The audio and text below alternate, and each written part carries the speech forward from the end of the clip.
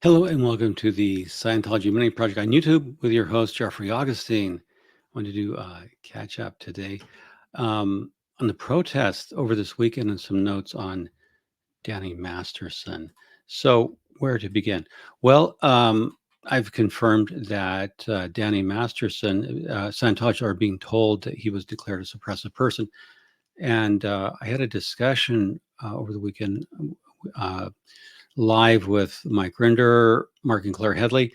And the consensus view seems to be that Scientology leader David Miscavige wants to handle the Danny Masterson issue ahead of the IES event in London, as Miscavige's first post-pandemic event.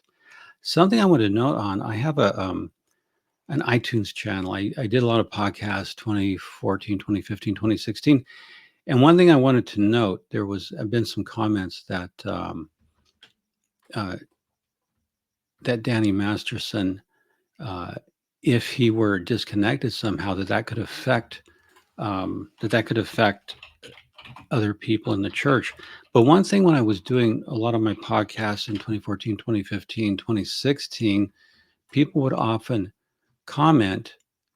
People would often comment that,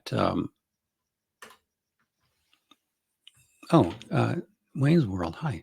People would often comment that when Sea Org members or publics left and disappeared from the scene, and that happened often, a Sea Org member or a public would just disappear. And that meaning you, if you were in the church, Sea Org or public, you weren't allowed to comment on it. So my response to some of the assertions that a lot of people that the Mastersons are connected to would be affected. Yes, they would, but they wouldn't be allowed to ask about it if they wanted to remain in good standing in the church. And one thing Aaron noted that we agreed on, and I enjoyed his views on Masterson being declared, um, and whether or not he's been actually declared, provisionally declared for PR reasons. There is a tradition in Scientology, Sea Org. It was good to see you at the protest, David. There is a tradition in Scientology, in the Sea Org, and the public ranks that if someone disappears, you don't ask questions. And that's it. So another thing I want to remark, and this is directed to Claire Headley, the live we did, I think, on Saturday night. Claire Headley, I noted that when Danny's sentence was read and he was pronounced guilty on 2 charges of SA, that Bijou Phillips sobbed. And Claire made a very perceptive remark that I really thought about. Claire said that could be interpreted in many ways. And I thought she's right because I was tempted to think that she was sobbing because Danny had been convicted, but upon reflecting on what Claire said, I think it was very perceptive. Bijou could just as well have been crying over the fact that thank God it's over. I no longer have to pretend I can divorce this monster and leave the church. So I'm going to make a prediction, and I've made predictions before. I'm not afraid to go on a limb. I think Bijou Phillips will leave the Church of Scientology. I think her quick divorce from Danny was part of that. And it could have been that at trial, it could be, thank God, he's going to be put away and I can be divorced and leave. So that's just some of my thoughts on Masterson being declared a suppressive person. So again, the consensus view, David Miscavige does not want to be asked by the big donors about Danny Masterson. Mike Rinder made the observation that Tom Cruise may have asked Dave about it because it's an international news story and you can't have that. So it is interesting. And so I wanted to leave it at that. I'll have some more. I've reached out some of my additional sources, some under the radar people, and we'll have more information to share on that in a couple of days. So what I want to get into, I want to share the screen. And I want to talk about the protest over the weekend because that was really something. So let me add this. This is a slide deck I put together. Now, on the left-hand side, Saturday, October 21, this was the setup at Scientology Celebrity Center. They had these signs out in front, Scientology religious services. They happened to coincide with the date of the protest that was organized by the actress Alexa Nicholas. And the reason they said it was religious services because LAPD came out when a megaphone came out the protesters were going to use and said you cannot interfere with a religious service by using a megaphone or you could be arrested, which is correct. But what's interesting, if you can read it, it says that the speakers from 10 a.m. to 12:30 was Reverend Johnson, ethics and survival, two types of people. And I'm assuming that's Reverend Alfredi Johnson, who we haven't seen for a long time. Here's a picture of him with, from left to right, Tony Muhammad, the Western Regional Representative, Nation of Islam, the Honorable Louis Farrakhan, leader of the Nation of Islam, who turned 90 years old in May. That's quite something. And then, of course, there's Alfredi Johnson and Mirza Islam. So Reverend Alfredi Johnson was speaking on ethics. Then we had someone called Reverend Kirk speaking from 12:30 to 3 p.m. His sermon, Scientology sermon, Making a Better World and Religious Influence in Society. And then, of course, from 3 to 5:30 p.m. was Reverend Wiegand, who I assume is Reverend Janet Wiegand, who is a member of Scientology's notorious Office of Special Affairs. She does a lot of PR locally, East Hollywood especially. Her sermon was on the nature of life, on raising our level of life and behavior. Okay, well, then they had 3 sermons. Could you imagine sitting through from 10 a.m. to 5:30 p.m.? It appears there was no lunch break or snacks provided, but you would sit through 3 hours of people sermonizing on L. Ron Hubbard. Something I wanted to note, Reverend Alfredi Johnson is known for the World Literacy Crusade, which is, of course, was raided by the authorities in their Narconon scam where they were getting high school students put into the program, way overbilling the state. And in the second thing I wanted to note, second paragraph down here, the LA Times reported in 2008 that about 100 protesters gathered outside the World Literacy Crusade offices. Now, that was operated by Reverend Alfredi Johnson and his the late Hanan Islam, his 2D, as you would call it in Scientology, his common law wife. They were selling fake Section 8 vouchers for as much as $1,500 a pop. And there was a near riot outside their offices there in Compton. So if you go back and it's said that they admitted to selling the vouchers. They admitted to selling them, but they didn't know they were fake. Now, I don't buy that for 1 minute that they didn't know they were fake. So let me get my mouse over here. I've got screens going. So they said they didn't know they were fake. However, Reverend Johnson is giving a sermon on ethics and survival and the 2 types of people. So what type of person is he selling fake Section 8 vouchers to poor people? Anyway, that's just what I wanted to add some context to the speakers. Now, what they did, so this is Rodriguez Landscaping Tree Service. While the protest was going on, Scientology decided to do heavy-duty landscaping. So they were trimming their palm trees. They were trimming all kinds of trees. So they had the big shredder in back that was noisy as hell. So they were throwing palm fronds, tree branches, and that machine was making a hell of a racket. So my point there is these gardeners had this big industrial shredder. So they could shred all this vegetation. They had chainsaws going as they were sawing off the palm fronds to trim the trees. So they were making one hell of a noise, but they were not arrested for interfering with a religious service. And this one is one reason why Scientology is so full of shit. Yes, I said that, Scientology. You can't trim trees with chainsaws and shred everything and yet while you're making all that noise, threaten to arrest protesters who are using a megaphone because you already had a screaming noise of it. And the big chip shredder that was chewing up all the palm fronds and branches and trees. That was making noise. So the two things don't go together. It's just more hypocrisy. So their gardeners can make noise with a big industrial machine and chainsaws, but use a megaphone, you're going to jail. And Scientology's best friends, Hollywood Division LAPD, Captain Mike Ripa, is going to make damn sure of it. And of course, there was a private security officer detained. He's retired LAPD who had a gun with a carry permit, but he was detained. And that's another thing. So let's go back. So anyway, if you want to hire a company, you can hire a local company. Now, this is another picture of the workers. There wasn't a lot of Sea Org security around. And surprisingly, you didn't see any Scientologists. They were going to keep them on lockdown in the building.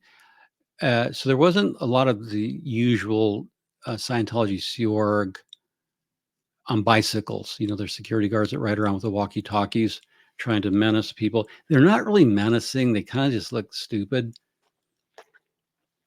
And they have their radios. And their radios are Motorola. And if you have a scanner, you can listen to them all day long. That's just something I heard about in some kind of, you can put a scanner up on your phone and you can listen into Scientology's pack base, and because it's all public on these cheap Motorola radios. But I digress. So there's more tree trimming, and I want you to see this big thing. You could throw bodies. Look at that shredder. So this thing's going, and it's blowing all of its dust, all of particulates all over the protesters, all over the protesters. So that was quite intense. But so we just moved on. Now here's a nice shot across the street. A lot of support from the local community, horns honking, thumbs up. It was really great to see the local community. Apostate Alex says they probably spent more on landscaping that day than they did on staff wages or Sea Org food. Well, you're darn right, Alex. They did. So, yeah, they insist on being called Reverend Janet Levu. Yeah, Levu, whatever. Yeah, they do like that Reverend title. And I want to show you this picture. This is down at ground level. You see all the PR shots, but in Hollywood, it's, this was built in the 1910s, the 1920s. So it's old Hollywood. All the utilities are overhead. They're not buried underground. It's a crowded intersection. I want to show you what it really looks like on the street level. Now there's Tommy Scovel. Shout out to you. He is a favorite on SPTV, on Aaron Smith Levin's, of course, growing up in Scientology channel. It was great to meet Tommy, see him again. I saw him at sentencing. And so I just want to give you a shout out, Tommy. Great to see you there. Glad you came out. You're a celeb in your own right. We're glad to have you at the Celebrity Center. Glad they didn't pull our celebrity, Tommy Scovel, in for a free personality test. I think, though, Tommy wouldn't have taken it. He's just too smart. He's a real savvy guy. So it's great to see Tommy. There's Serge. Kids can't consent. That is such an important message from Serge. No more kids in Scientology. It's so destructive. So it was great to see Serge there. Outstanding videos on what he went through growing up as an auditor.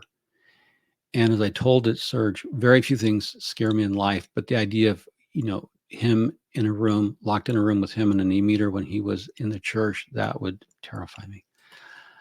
Now, this shows you there's heavy traffic on Franklin, and they're erecting barriers, physical barriers that would force protesters into oncoming traffic. You'll also notice this orange cone. I want you to look at that orange cone. It says danger, high voltage. Now, there could have been high voltage lines running. We don't know. And that's something I want to do an OSHA report on to have them investigate.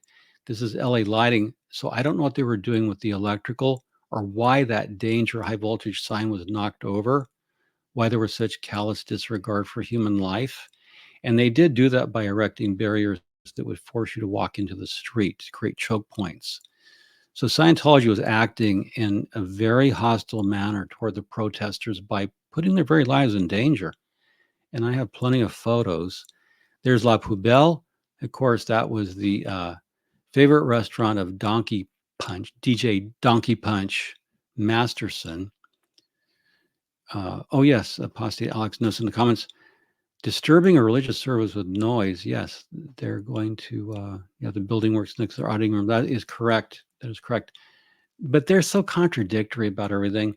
So anyway, that was DJ Donkey Punch and his crowd's favorite restaurant. That property is owned by a Scientologist. I understand she inherited it, that real estate. And they're raising money. It's not anywhere I would ever go or want to go. Now, this is over on the Tamarind side. One side, you can see more vegetation and more shredders in the street with safety cones, forcing you to walk out into oncoming traffic if you want to walk. So this was their general layout, is just to obstruct the public walking by, protesters walking by. Cisco, that's who feeds the Celebrity Center. All good things come from Cisco. They don't, they talk about having chefs, but anymore, as I understand it, the food's turned to crap at Celebrity Center. It's kind of cafeteria grade, but it does come from Cisco, and the truck was there. And there is, of course, LAPD. They were low key but present. They were low key and around. And this is another shot of Sea Org berthing. Now, if you look up at this black object, there's a tan wall here where my mouse is, or my cursor. Look at this apparatus with this camera and this big light they can turn on at night, and they have speakers where they can yell at you. But you can see down on the streets all the overhead infrastructure, all the electrical utility wires, things for cable TV. So that's what it very much looks like. And I just wanted to show you that. Now there's Liz Ferris, one of my angels. She was there. And look at that. It's not a great picture. That just embodies her spirit. What a great spirit. Good to see Liz there. And now here's some shot of, look at all the surveillance equipment, cameras, more cameras, license plate readers. They have microphones there too. And these cameras, you can hear sound, so they can pick up conversations. They have some other interesting things there. I might do a video. I know a lot of their surveillance layout, detection, infrared night vision, all kinds of stuff. I did do a quick surveillance of the roof line to see if they had any photographers or spies, but nothing says paranoid like having a bunch of cameras outside your church. And what's funny is these cameras are just below where it says, welcome, come in for a free tour. But if you notice the cameras, so there's some more street level shots. And this sign I really liked. What is predatorology? That's the real name of Elkan Hubbard's Scientology. It should be, what is predatorology? That was a great street sign. I really liked seeing that. And of course, you can see here, I want to show you the shot of how dangerous all the foliage they cut down.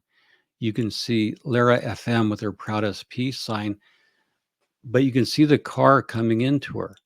So literally, to get down to walk around, your life could be in danger. And that's, Scientology intentionally did that. They intentionally put the lives of protesters at risk.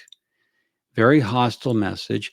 The initial arrest of the private security guard was intended to put a chilling effect onto the protesters. And that was another thing that they thought, and it didn't affect us, of course. We're going to go out and protest because that's perfectly legal, protected free speech, right to protest. But look at what Scientology is doing. Look how hostile they are. They're willing to see someone get killed by oncoming traffic. And that says everything about Scientology. Willing to let protesters be killed by oncoming traffic. If that ever happened to them, oh, God have mercy. They would be screaming all about it. So there's another shot of Lara FM. And that's it. I wanted to just show you what it was like to get out on the street. I think it's good to protest because you know what the cost of civil rights are. Sometimes you have to get out there with your signs and picket. That's why I'm interested in Apostate Alec's upcoming protest at the IES, where I'm not so heavily scheduled and in demand. I'd fly over to London, and if I have an opening in my schedule, I may do that. So uh, that was sort of some of my pictures. I enjoyed it. I wish there were more protests again at orgs around. The energy reminded me very much of what the anonymous protests in 2008. And I think if you really want to get active and speak out, a protest at your local org is very good. So I'm asking people in cities, just do it, just get a permit, protest, put it online. Aaron Smith Levin was genius. He was going to come out, but he stayed home and he live streamed everyone else's live streams. So he was sort of the meta accumulator of live streams. And Aaron, I really enjoyed your coverage. I thought that was a great idea. I do agree that it was better for you to stay home and live stream all the live streams and comments. And it was terrific to see you on a cell phone, someone's cell phone, talk to you on live stream. So I think, thank you.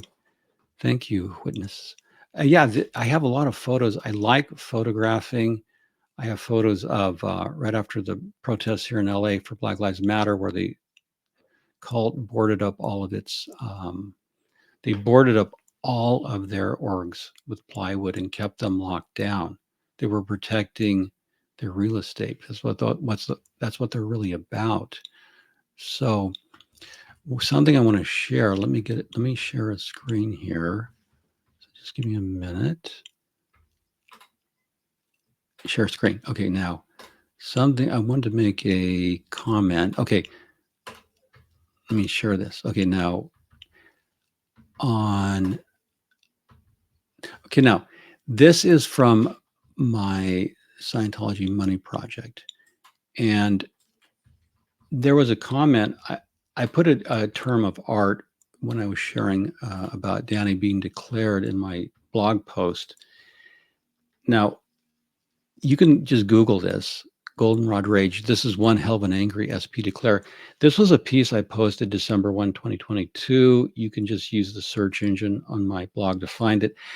This is one of my old pictures of Captain David Miscavige, even though his attorney screams not to call him Captain. This picture always cracks me up because he's like in his Scientology war room of world domination. This picture is so he's got he's got a world map etched in glass. Is his glass table, and he's got his arms crossed. He's mad. He has all his fake medals. But if you look closely, you can see there's two phones. Like the world's calling him, sir, we have a situation we need to handle.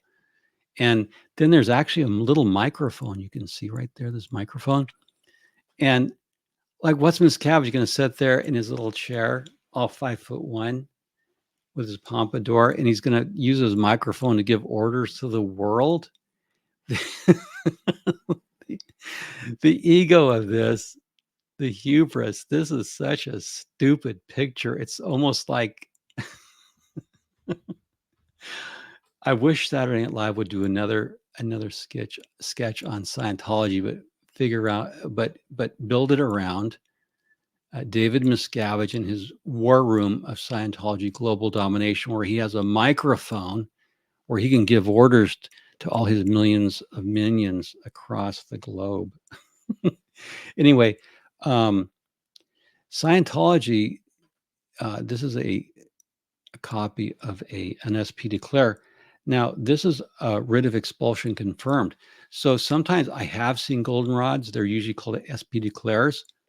And you can see here, it says, since the reinstatement of the suppressive person declaring on Neville Chamberlain, this comes back from 82, but they do call it a writ of expulsion. So I've seen, my understanding is, Danny, I heard you got an SP declare. I use the term of art, writ of expulsion, because the church uses that in their contracts. If they do ever give you a repayment of your funds on account, you are issued a writ of expulsion, which is an SP declare.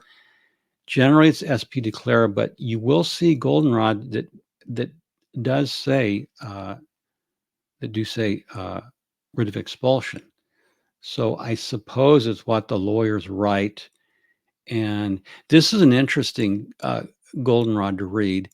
And I would love to see the SP declare on Danny Masterson.